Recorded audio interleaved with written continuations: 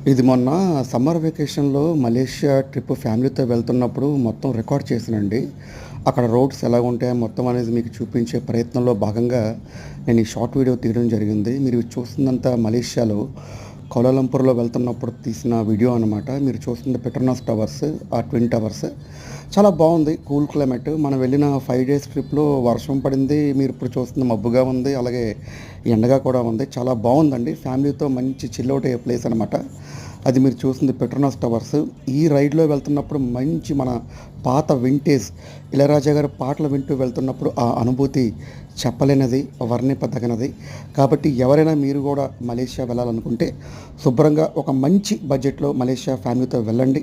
ఆనందంగా మీ యొక్క మంచి క్వాలిటీ టైమ్‌ని ఎంజాయ్ చేయండి.